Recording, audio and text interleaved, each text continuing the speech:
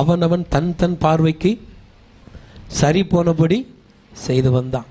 வாழ்க்கையில் பேர் என்ன வச்சிருக்கிறாங்கன்னா, என் தேவன் என் ஆண்டவருக்கு சித்தம்தான். ஆண்டவர் இல்லாமல் எதுவும் கிடையாது. எல்லாம் எங்கள் வாழ்க்கையில் ஆண்டவரை முன்னால் வச்சு தான் செய்கிறோம். கடைசியில் என்ன தெரியுமா பழி வரும்? பாஸ்டர் தான் எல்லாத்துக்கும் காரணம். ஏன்னா அவர் ஜெபம் பண்ணலாம், ஆலோசனை சொல்லி நீங்கள் எடுத்துக்க மாட்டீங்க.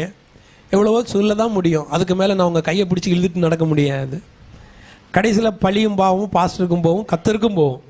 கத்தர் ஒருவருக்கும் கசப்பையும் வெறுமையும் தரணும்னு ஆசைப்படுறவரே இல்லை. என் தேவன் நம்மை சந்தோஷப்படுத்துகிறோம். உங்கள் பிள்ளைகள் வெறுமையாக போனோம், வாழ்க்கையில் கசப்பை அனுபவிக்கணும் எந்த பெற்றோராக நினைப்பீங்களா? நம்ம தகப்பன் அப்படி நம்ம நினைப்பாரா?